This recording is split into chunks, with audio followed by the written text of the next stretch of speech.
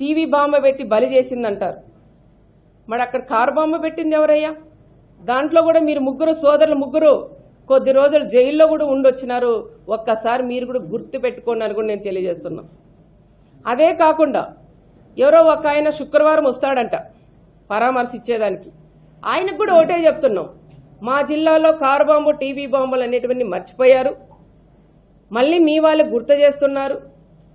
ఆ వచ్చే ఆయనకు కూడా ఏం చెప్పంటే సూట్ కేస్ బాంబు గురించి కూడా ఒక్కసారి మాట్లాడి నా మండలంలోకి కూడా అడుగు పెట్టాలని ప్రత్యేకంగా మాజీ సీఎం గారికి కూడా నేను చెప్తున్నా.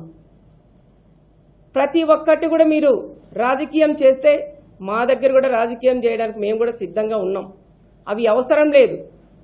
ఎప్పుడో జరిగిపోయిన గతం గతహ. మళ్ళీ అన్ని కుటుంబాలు కూడా ప్రశాంతంగా ఉన్నాయి. మేము ప్రశాంతంగా ఉంటే మీకు నిద్ర పట్టదా?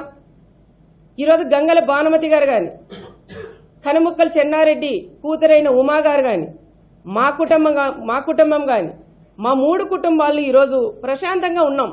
ఎందుకంటే ఆ రోజు జరిగిన దాంట్లో 3 కుటుంబాలు బలైన తర్వాత మా కుటుంబాల పరిస్థితి 4 గోడల మధ్యలోనే మేము ఎన్ని ఇబ్బందులు పడినాం, ఎన్నిసార్లు ఏడ్చుకున్నాం, మా పిల్లలను పట్టుకొని ఎంత బాధపడినాం, ఏ రకంగా మా పిల్లలు మేము పెంచుకున్నాం అనేది మీకు తెలియదయ్యా.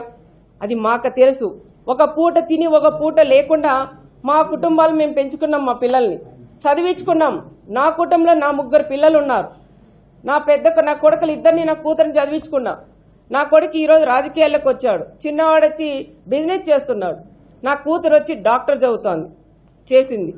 అదే భానుమతి కొడుకు కూడా జాబ్ చేస్తూ ఉంటాడు అబ్బాయి. మరి కనుముక్కల వాళ్ళు కూడా ఆ ఫ్యామిలీలు కూడా తల్లి తండ్రిని అందరినీ కూడా అన్నదమ్మలు కూడా పోగొట్టుకొని ఆ కుటుంబం కూడా బాధపడుతుంది. మేమన్నీ మర్చిపోయి ప్రశాంతంగా ఉండి 10 మందికి సేవ చేయాలని తప్ప వేరే ఆలోచనలు మా కుటుంబాల్లో లేవు. ఫ్యాక్షన్లకి దానిలన్నిటికీ కూడా పుల్ల స్టాపులు పెట్టి మా పిల్లల్ని మంచిగా చదివించుకొని వాళ్ళని కూడా అన్ని రకాలుగా కూడా బాగా చేస్తున్నాం.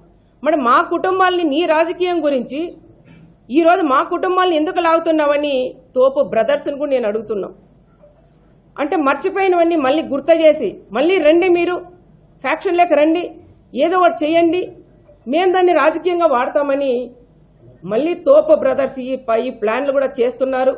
దయచేసి నేను ఒకటే చెప్తున్నా, భానుమతి గారికి కానీ అదేవిధంగా ఉమా గారికి కూడా ఒకటే చెప్తున్నాం, ఇలాంటి వాళ్ళు కాకమ్మ గోమ్మ కథలు చెప్తా అంటారు, ఇవన్నీ నమ్మొద్దండి, మళ్ళీ ఇటువైపు చూడొద్దండి, ప్రశాంతంగా మన కుటుంబాలు కూడా బాగున్నారు, ఇదే ప్రకారంగా 10 మందికి సహాయం చేద్దాం తప్ప ఇలాంటి వాళ్ళు మనకు మళ్ళీ గొడవలు పెట్టి అది చలమంటేసి ఆర్పుకునేలాగా ఆ రకంగా కూడా చేయాలనుకున్నారు.